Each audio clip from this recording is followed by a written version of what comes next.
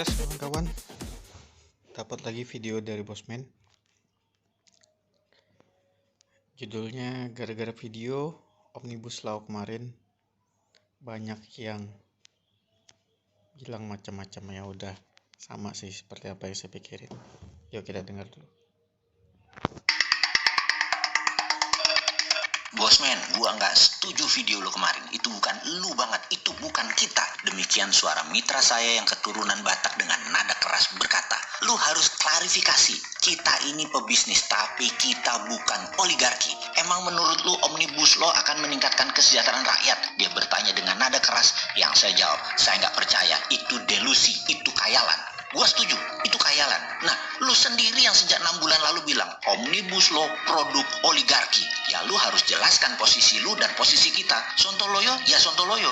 Kalau Omnibus Law nggak akan mensejahterakan rakyat, ya bilang, katakan. Kalimatnya yang meledak-meledak tersebut membuat saya tersadar bahwa hal ini harus juga dibuka dari sisi Sontoloyo melihat fakta.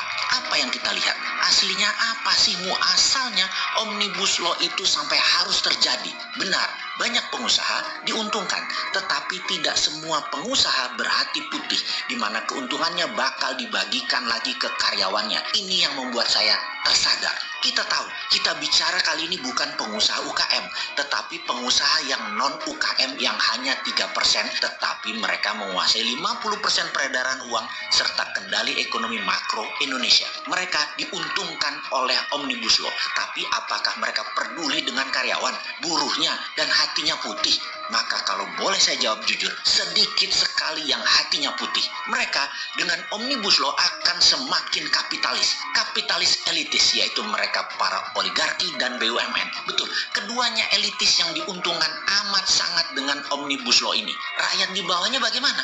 Rakyat hanya menunggu kebaikan mereka. Sekali lagi, bukan hak yang akan didapat, tetapi menunggu kebaikan. Yang kalau bosnya nggak baik, makan tuh sandal, gigit jari datur rakyat jelata. Ini kan anjrit banget. Jadi kita kembali ke asal muasal Omnibus Law yang terpaksa deh kita buka juga daripada disimpan.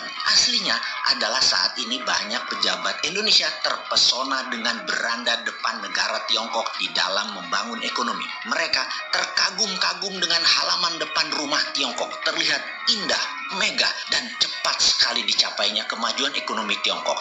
Aslinya mereka termakan propaganda Tiongkok. Mereka hanya diperlihatkan halaman depannya saja, tidak dilihatkan WC-WC dan dapur di halaman belakang. Kekaguman dan keterpesonaan ini membuat cita-cita banyak pejabat tadi ingin melakukan hal yang sama di Indonesia. Lalu Tiongkok dianggap kakak tertua dan nasihatnya didengar bahwa salah satu syaratnya adalah buruh harus murah untuk kompetitif produksinya. Kemudian juga kendali atas lahan atau land reform, di mana kalau negara memerlukan, maka pemilik lahan sudah tidak ada haknya atau kecil haknya. Di negara komunis yang otoriter, hal ini bisa dijalankan.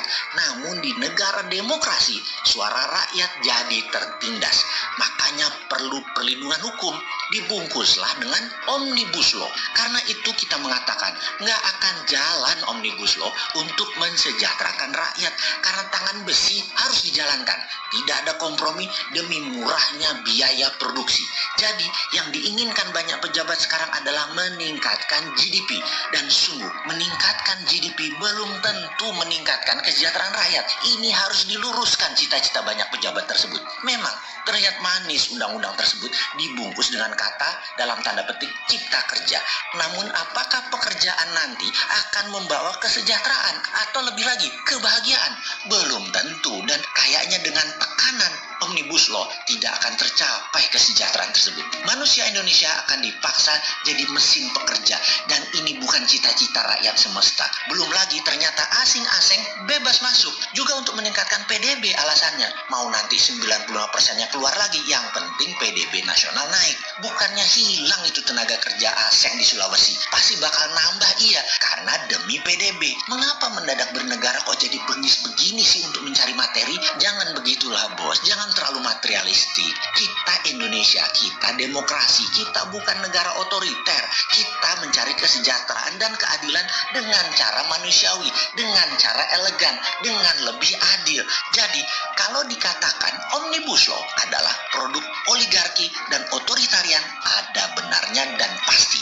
Lalu ke depan bagaimana? Saya secara pribadi dan kita rakyat jelata mengajukan saran untuk mencabut Undang-Undang Cipta Kerja atau tunda pelaksanaannya. Sebaiknya kaji ulang lagi demi bangsa dan negara. Stop terpesona dengan asing dan aseng. Jangan ukuran PDB naik atau angka-angka statistik naik jadi tujuan bernegara. Janganlah. Yang benar adalah rakyat sejahtera, haknya dijaga, suaranya didengar. Adalah solusi terbaik itu semua.